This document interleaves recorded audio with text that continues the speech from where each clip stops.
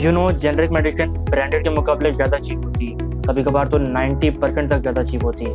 But क्यों ज़्यादातर लोग ब्रांडेड मेडिसिन को ज़्यादा प्रेफर करते हैं रादर देन जेनरिक मेडिसिन? आइए जानते हैं आज की इस वीडियो में फार्मा के मार्केटिंग ट्रैप को। मेडिसिन भले ब्रांडेड हो या जेनरिक, दोनों के अंदर का एपीआई बिल्कुल सेम होता है। अब एपीआई क्या है? एपीआई वो मेन केमिकल है जो आपकी बॉडी में वो पर्टिकुलर इफेक्ट प्रोड्यूस करता है जिसके लिए आप वो मेडिसिन ले रहे हो। अब फॉर एग्जांपल, आपके ब्रांड की गोली में पैरासीटामोल 500 मिलीग्राम, तो आपकी जेनरिक गोली में भी वो पैरासीटामोल 500 मिलीग्राम ही होगा।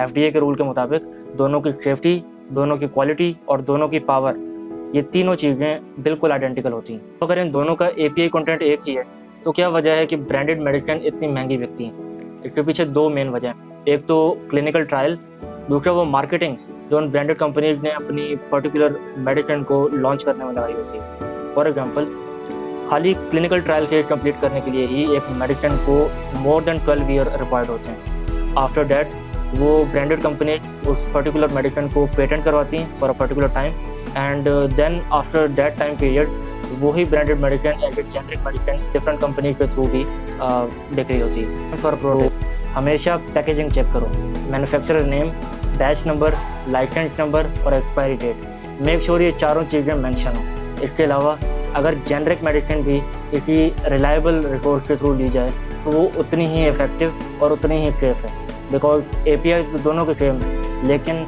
अदर जो चीज़ें हैं लाइक एक्सिपिएंट या बाइंडिंग एजेंट वो डिपेंड कर सकते हैं। तो always trust on the reliable sources. Thank you.